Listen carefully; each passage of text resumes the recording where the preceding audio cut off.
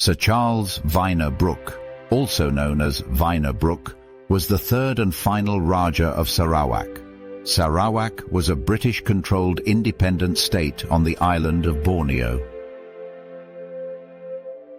His reign, 1917 to 1946, marked a transformative yet controversial period in the region's history, as he oversaw Sarawak's modernization and its eventual annexation by Britain. Here is a comprehensive look at his life and legacy. Early life and education. Charles Vyner Brooke was born on September 26, 1874, in London, England. He was born into the Brooke family dynasty, which was often referred to as the White Rajahs. His father, Charles Brooke, the second Rajah of Sarawak, was a nephew of James Brooke. James Brooke founded the Brooke Raj in 1841 after being granted authority over Sarawak by the Sultan of Brunei. Vyner was the eldest of Charles Brooke's 6 children, making him the heir apparent to the Sarawak throne. Vyner was educated in England, where he developed a keen interest in governance and exploration. Despite his formal education, his upbringing combined traditional British values with exposure to Sarawak's unique culture through his family's stories and visits. Early service in Sarawak. Before becoming Rajah, Vyner served in various administrative and military capacities in Sarawak. He was appointed as the resident of the 3rd Division of Sarawak in 1897, where he gained first-hand experience in managing local affairs. He dealt with indigenous communities and overseeing the growing influence of British commercial interests.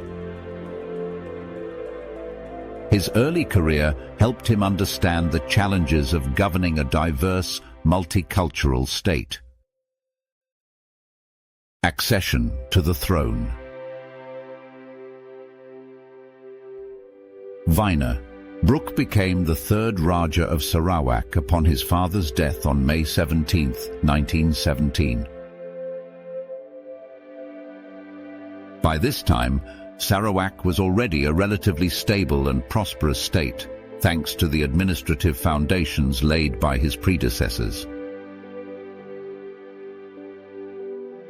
However, Vyner inherited the state during a period of global upheaval due to World War I and the subsequent political and economic changes in Southeast Asia.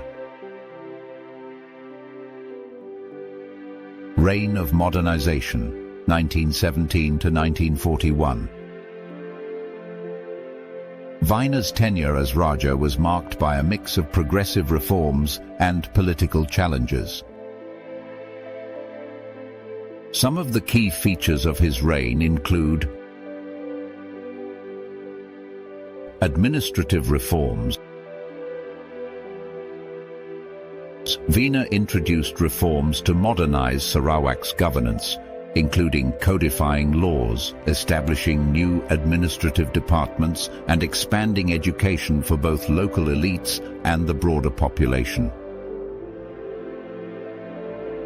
He replaced some of the traditional feudal systems with a more centralized government structure, aiming to align Sarawak with British colonial governance models. Economic development.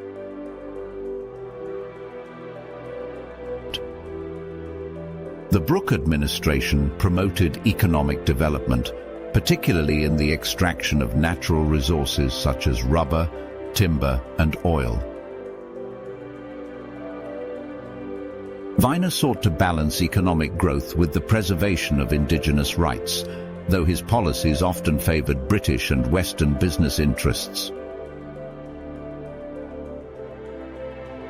Cultural and social policies. Unlike his predecessors, Vyner was more open to westernizing Sarawak. He supported the expansion of Christian missions and schools while maintaining respect for local traditions. He played a pivotal role in protecting the rights of the Dayak, Malay and Chinese communities, although tensions between these groups persisted. World War II and Japanese occupation. The outbreak of World War II brought significant challenges to Sarawak. In 1941, the Japanese Imperial Army invaded and occupied Sarawak, marking the end of Vyner's effective rule. The occupation lasted until 1945 and devastated Sarawak's infrastructure and economy. Vyner, who had evacuated to Australia during the invasion, spent the war years in exile. The Japanese occupation exposed the vulnerabilities of the Brooke dynasty and weakened its control over Sarawak. Cession of Sarawak to Britain. After World War II, Vyner Brooke faced mounting pressure to relinquish Sarawak.